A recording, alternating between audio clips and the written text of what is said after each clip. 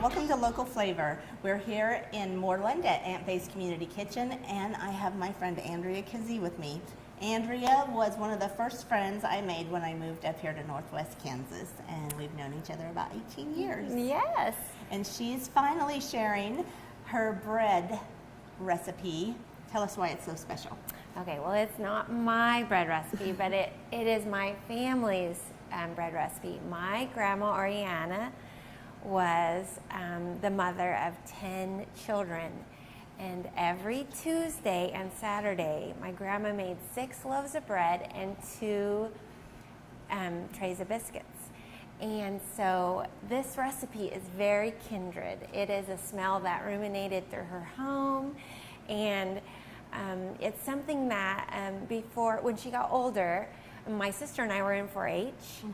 We asked Grandma to come, and so my grandma made her bread recipe, and my mom wrote it down as we did it. And it took, like, I'm not kidding, I think we made bread for 3 days. My dad was so happy because we had to get it just right, and we had to measure all the ingredients, because in 4-H you have to have a recipe, and Grandma didn't have a recipe. Everything was how many, like Mom said, if she knew she was going to make 6 loaves of bread, she would have 6 scoops of lard and 6 cups of water, and so many, it was just, there was no rhyme or reason. I mean, Grandma knew it. It was in her head, and it was the way things felt when she put together the dough. Anyway, so we spent some 4-H time with Grandma, and Mom wrote down the recipe, and then my sister Julie made it. And she went all the way to the state fair and got grand champion on this bread recipe. So I'm really excited to share it with you.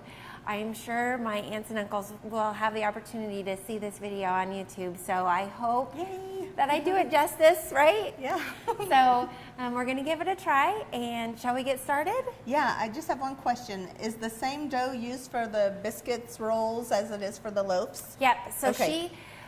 you know, a lot of times when you see bakers, they use a knife to cut the bread, but my grandma would just pinch it off with her finger. She would kind of just grab the dough and pinch it. And so she just knew in her hands how the size of everything and the way it felt. And, you know, when you made bread all your life, and she just knew it was kind of a part of her, an extension of her. So anyway, we're going to do it a little bit more kind of structured, that way so we can I make sure I get it right. But anyway, so I brought this lovely green Tupperware bowl. This is my mother's, and my grandma had one just like it. And so when she downsized her recipe to making 2 loaves of bread for her and my grandpa, this is the bread bowl that she would use to make her bread in. And before that, though, my mom said she had this huge bowl. And if you can imagine the size of the dough to make.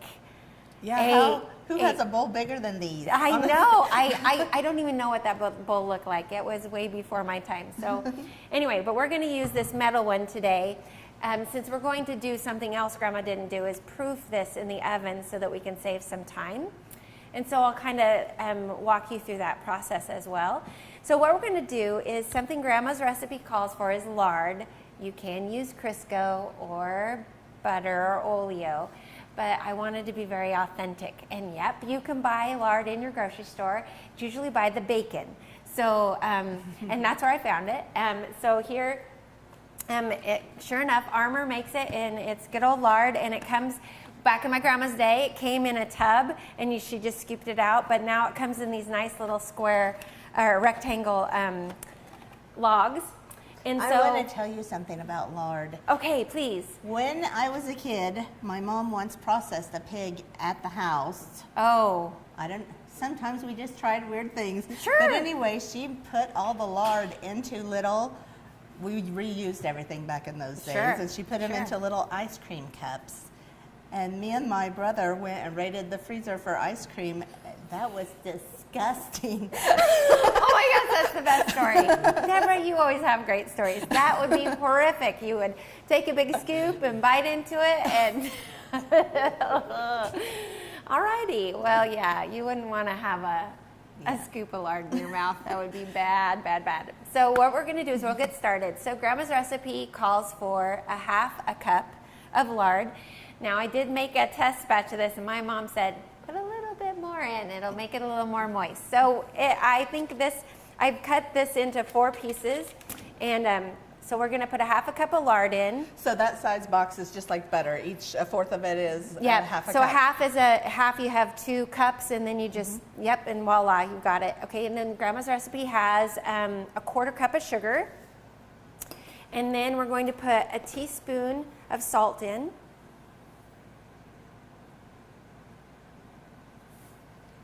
And then we are going to bring this water up to a boil. And voila, it's already there. It helps if you start it early. Yep, and we're going to put a cup of boiling water in here. Be careful. And what that is going to do, I want to make sure I have a cup. Put a little smidge more in there. Okay, and we're going to dissolve that lard. And I loved when I saw on your recipe it said or oleo, because my grandma's recipes always said oleo. Yep, oleo. You can't find that in the grocery store anymore. No, you I think can't. It's just margarine. It's just margarine. And honestly, I think it has a whole different smell with lard. What I'm doing now is I'm just breaking the lard up into littler pieces. And now I'm just gonna stir. And stir that lard until it's completely dissolved. And the sugar's dissolved and the salt's dissolved. All right, that looks almost perfect. Then what we're gonna do, Deborah, is we're going to take and put some water, another cup in. Oh, so you're supposed to get it back to this. Yeah. You Yep, want it'll it be okay. Yep, it's pretty much softened. So 1 more cup of water. And that was just cold or room temp? Or? Yep, just room temperature. And but we want the water to be, it's a nice baby bath warm. So we're gonna set this. I want to feel it. Yep. Yeah. Okay. So next we're going to put in our yeast. So we have water, our lard, sugar, and salt. Perfect recipe for our yeast to grow. And so this takes 2 packets of active dry yeast.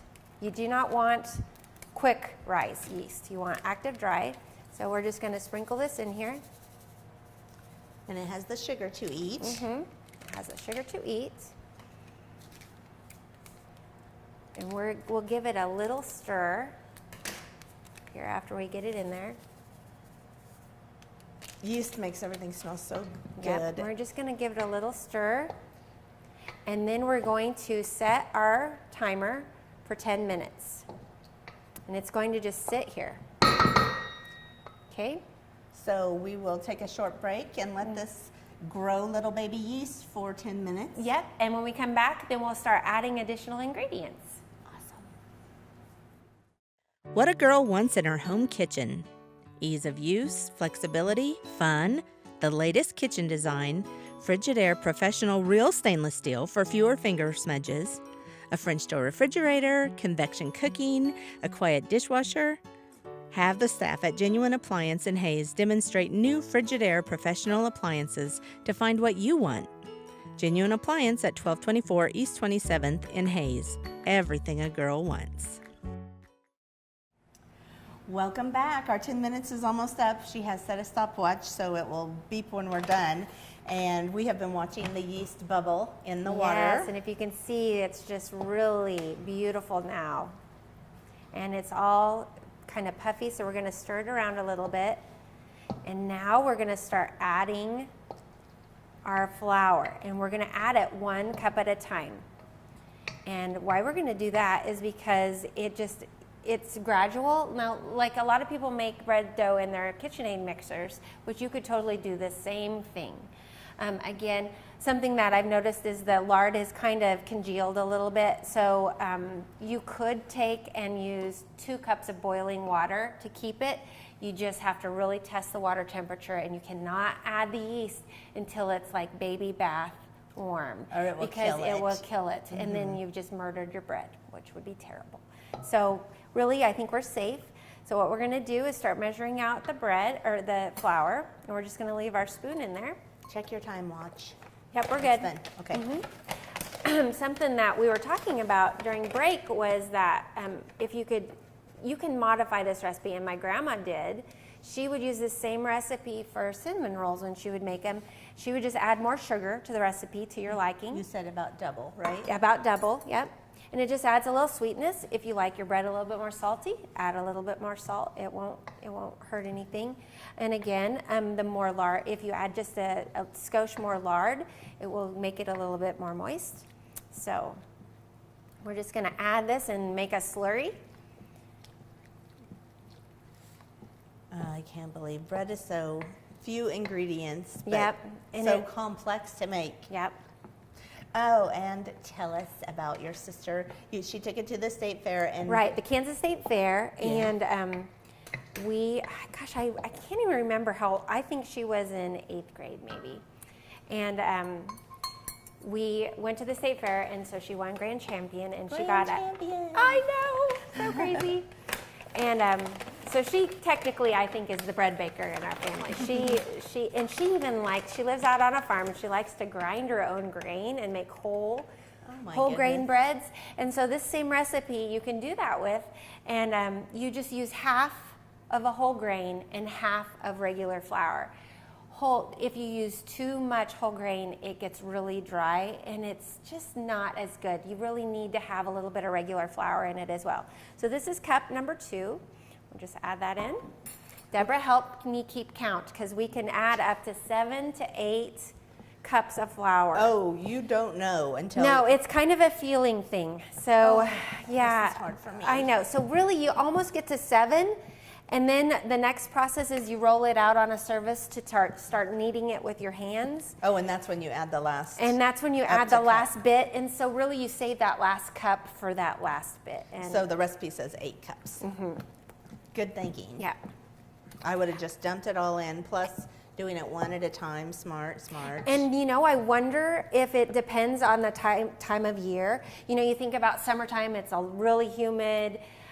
So when you're baking, things react differently, don't they? Well, in the wintertime, it's really dry. So you may have to add a little bit less flour than you would during the summer. That's number 3. That's right. Mm-hmm. So I'm using my fingers. Yeah. And again, like I said, KitchenAid mixer, you would just do the same process. You would just turn it on to knead as you slowly add it. Hey, let me turn this around so people can see the kind of flour you chose. Okay, so I was talking to my mom, and I was kind of at a loss. I wanted to get it as close to my grandma's as possible, so I tried to think of what kind of bread flour she would have used or what kind of flour, and I'm sure she just used regular old flour that she would have bought. But we have a lot more choices at our grocery store than Grandma would have had it, and so I wanted it to be pretty close. And so I went with good old bread flour, and why was because it's enriched, but it's unbleached and it's unbromated. So I felt like maybe it might be closer to what she would have had. And that's kind of why I kept it in the package. Normally I have my flour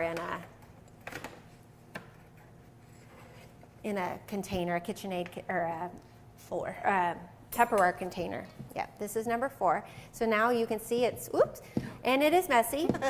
We're gonna just kind of start to It's getting harder cut it now. in. Yep, and it's getting harder It makes and you wanna it's feel messier. your muscles. So my grandma had really good muscles. I'm telling you. Can you imagine 4 times the size of this? I keep thinking about it in my And mind. she made it all at once. All at once. Mom said the dough was just quite a sight. That would be hard to move with your arm. Yeah, and okay, being the mother of 10 children, she used that time of kneading to really be her therapy time. She could take her frustrations out on that bread and it wouldn't even think twice. It just let her push and pull and, okay, we are getting there. I'm gonna add 1 more cup in here and then we're gonna turn it out onto our surface. So you're using a little less then. Yeah. Quite a bit less, really. Well, Or we'll see when I put it out. we'll see. You end up putting quite a bit in as you need. Yeah. So people don't realize when you do it in your KitchenAid mixer, it does so much of that work for you. I like using my KitchenAid mixer because it saves your muscles. But if you need a workout, I recommend this because it really does. Well, I think your arm is going to be tired. Yeah. All right. So what we're going to do, I'm going to take my ring off. Okay. I know my hands are clean because I just washed them. So we're going to get some flour. We're going to move to a surface already, I think. Okay, we're going to kind of form it into a ball, and then we're going to just start kneading. So my grandma always turned and pushed, turned and pushed, turned and pushed. So this takes some time. And it, like I said, it is therapy. And as you turn and push, you want to keep the flour underneath. Look at that. You know, I was talking with a friend this morning about how, you know, when you're a kid and you play with Play-Doh, the more dirt you get in it and the more you mess with it, it gets crumbly and falls apart. So I think that's one reason why I'm always afraid I don't want to put in too much, but it actually gets more and more stretchy and wonderful the more you put in. Yep, and this is the part I think that always fascinated me too, because Grandma knew. She could just feel it in her hands. If it needed more flour, then she would add more flour, but she really paid attention to how it felt in her hands. And I remember as a little girl, she would pinch off some for my sister and I. And of course, we had been out playing, probably didn't watch our hands very good, and our dough always turned out a little bit tinged brown. And she would, it's so gross. And she would let us, she had these tiny little tins, and we'd put our little rolls in there, and they looked really disgusting. But we were so proud. And then Grandma would throw that out and replace it with good dough, and she would bake it. And so then they would come out and they would be so gloriously beautiful, and we would be so proud. And I think back on that and how sweet that was. So here's a cup, and I'm going to just take it out. So right now, Deborah, is this 6? That's 6 because what you had on the board was just left over from the bowl, right? Yeah, but I feel like it still needs some more. So I'm just going to take that cup and just sprinkle it underneath and just keep kneading. Now, what makes you think it needs more? Just well, the feeling of it. It's still really wet on my palms, and does it have anything to do with how much it springs back, or no? Yeah, well, I don't know. Like you No? can see, not really, but we're really getting it incorporated. See, my nicely. gut says it's not smashing together, so don't put more flour in. But Yep, and I think we're right about there. And plus, you can flip it over, and you can see it kind of has dimples in it. When it gets cellulite, that's time? I think so. It does. It kind of looks like it has cellulite, but I think we're there. What do you think? Does it look good to you? It does. If Okay. that's how it's supposed to look. See, I don't.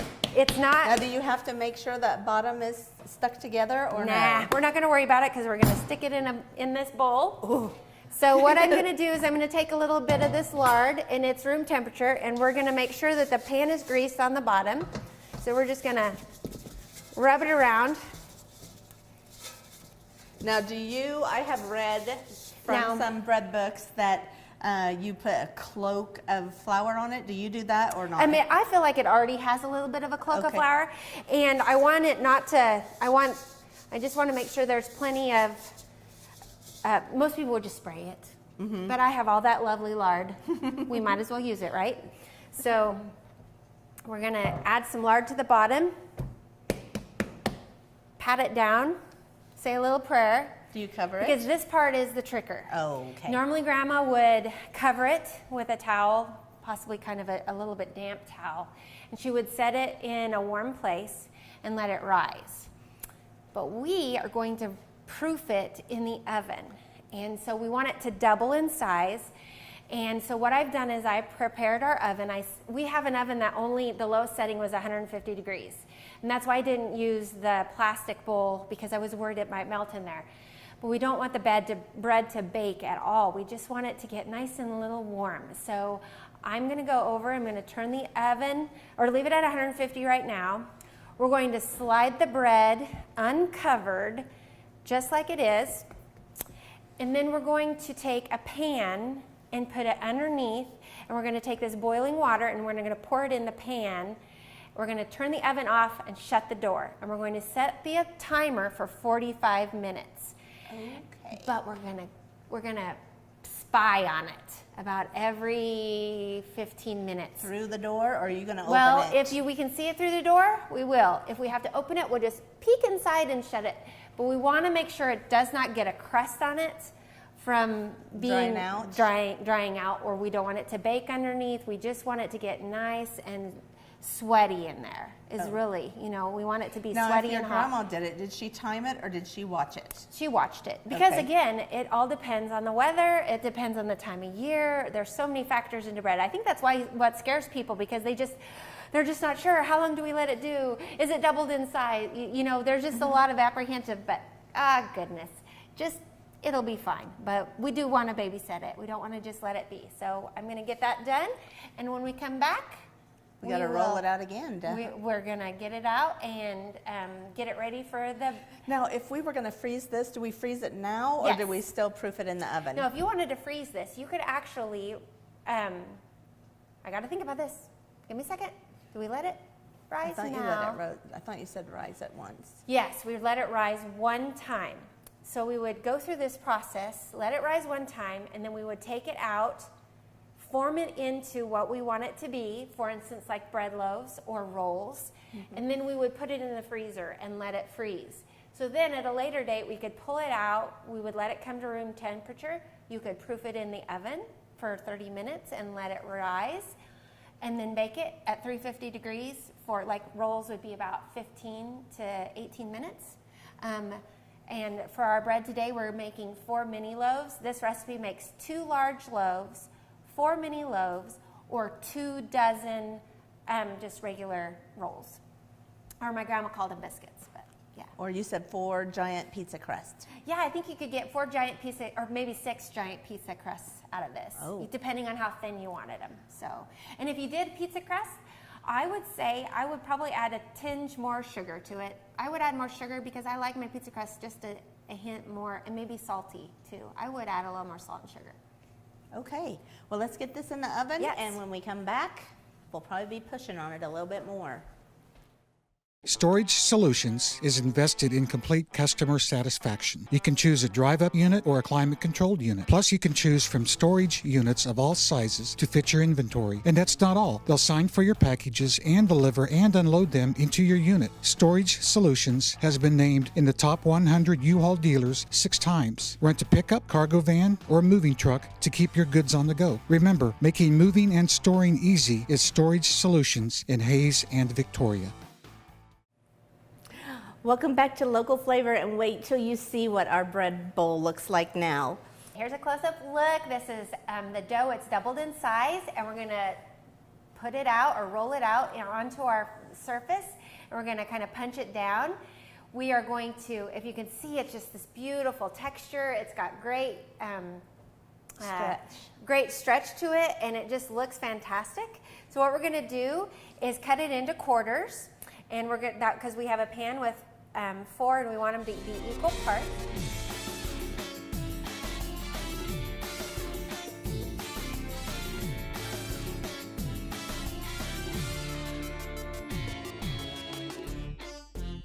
And so here you can see we have them all in their equal parts, and we're going to form them into nice little bundles. And I like to flatten them out and roll them, and then put them into the pan. And as you can see here, we have our stone pan. This is a Pampered Chef pan. What I've done is I like to use butter, and so instead of like a spray for nonstick, I like to use butter, and I like to put that all around the bottom. She's got it in every little corner in Yep. these other ones. Yep, and it just makes it so the bread, because it has to proof again. Does the bread have a problem with sticking, or? No, it does not. The bread will get this beautiful crust on the outside. And So the that's texture. why you're using the butter. Yep. Okay. And so we're going to get this all smoothed out, and you can see here, it's such a beautiful texture. It's smooth. You know, I think this is even better than the other night when I made it, Deborah, when I was practicing. It just has a beautiful texture to it. Yeah, these are already growing. Yep, and it won't take them long. So we're going to proof these for about 30 minutes. Just let them rest in the oven with some more boiling water. and we'll get them all formed into beautiful little loaves here. They look nice and smooth. Awesome. Okay, I think they're ready. So what we're going to do now is we're going to take this over. We'll put it in the oven. We'll put our pan underneath, pour some boiling water in it, and then we will set the timer for 30 minutes. We'll check on it. Is the oven on or not? No, Okay. it's already warm. We've already proofed it once, so we're just going to have the moisture, and it will naturally, it's already warm in there, and it will naturally just rise, and it will get about this high. And then once it's ready, then we bump it up to 350. And what we'll do then is set the timer. We'll take the water out, set the timer for about 30 minutes. 35 minutes is all it takes for these little loaves to bake. If you're going to make big loaves, you need to add about 10 minutes. So we are going to leave this in the oven. We won't be back until these are done. Right, exactly. And we are ready. Yes. Leave the butter out so we can have a nice we're going to warm have piece. butter and then some yummy homemade jam. And we'll be back to talk about that in a minute. Come on down to Bees Bargains at Smith Center, Kansas. We got the deals. We have a wide variety of inventory like soap, toiletries, toys, mini fridges, even kitchen tables. Everything is new at Bees Bargains, but it's all half the price. Yes, half price. That isn't just a good deal, that's a great deal. And with new items daily, our inventory is constantly changing. That means new great deals are coming in by the truckload weekly. Bees Bargains at Smith Center. If you can't find a deal here, you can't find one anywhere. Well, welcome back. We have our bread finally out of the oven. It smells fantastic. I cannot wait to try it. I could not be happier how it turned out. So I recommend that you give it a try at your house. We've had it in there to proof for 30 minutes, and then she turned on the oven to 350. 350 and cooked it for just under 30 minutes. The oven we have here, I had to really watch it, and it got a little toasty on the tops, but definitely really look happy. nice. Oh my gosh, if you could only smell how good And we're this going to kitchen- put the strawberry preserves on, and Yes. these were made by Becky Howland, and she was on our show at one time, and she made this strawberry jam. This is not the same stuff she made that day. She makes it every year for us. I love that girl. She gives us this for Christmas, a different flavor every year. And so this I have saved for this very special occasion to have with my Grandma Oriana's bread. So thank you, Becky. Thanks for joining us here on Local Flavors.